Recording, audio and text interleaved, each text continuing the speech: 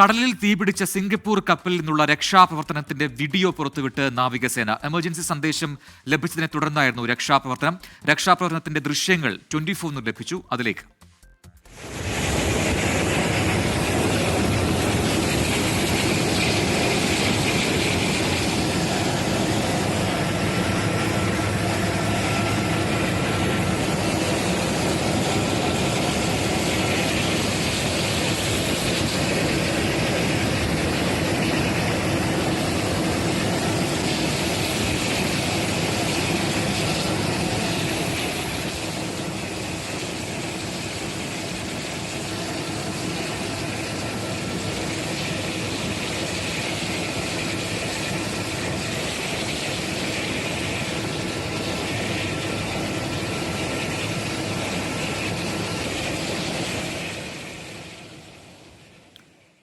ശ്യാംകുമാർ കൊച്ചിയിൽ നിന്ന് ചേരുന്നതിന്റെ കൂടുതൽ വിവരങ്ങളുമായി. ശ്യാം, ഇതിപ്പോൾ ഈ എയർലിഫ്റ്റ് ചെയ്യുന്ന വീഡിയോ അതാണിപ്പോൾ നമ്മൾ കാണുന്നത്. ആ വീഡിയോ നാവികസേന തന്നെ പുറത്തുവിട്ടതാണ്. അപ്പോൾ ഈ രക്ഷാപ്രവർത്തനത്തിന്റെ ആദ്യഘട്ടത്തിൽ ഉണ്ടായ ദൗത്യം അതല്ലേ ഇപ്പോൾ പുറത്തുവിട്ടിരിക്കുന്ന ഈ വീഡിയോയിലുള്ളത്?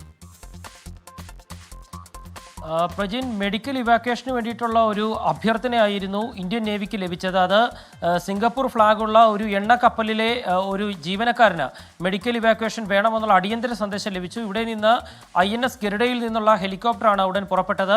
കാലാവസ്ഥ പ്രതികൂലമായതിനാൽ അവിടെ എത്തുന്നതിന് വലിയ ബുദ്ധിമുട്ടുണ്ടായിരുന്നു. പക്ഷേ ഇന്ത്യൻ നേവിയുടെ പ്രൊഫഷണലിസമാണ് അവിടെ ആ പ്രതികൂല കാലാവസ്ഥയും മറികടന്നുകൊണ്ട് അവിടെ എത്തുകയും ആ കപ്പലിനുള്ളിലേക്ക് നേവിയുടെ വിദഗ്ധ സംഘം ഇറങ്ങുകയും ആ ജീവനക്കാരനെ സുരക്ഷിതമായി ഹെലികോപ്റ്ററിൽ എത്തിക്കുകയും തുടർന്ന് കൊച്ചിയിൽ എത്തിക്കുകയും ചെയ്തത്.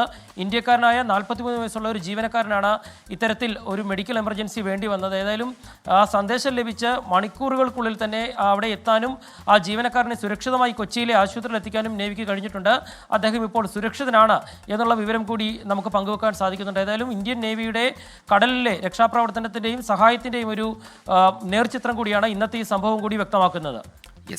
ശ്യാംകുമാറാണ് കൊച്ചിയിൽ നിന്നും വാർത്തയുടെ വിശദാംശങ്ങൾ നൽകിയത്.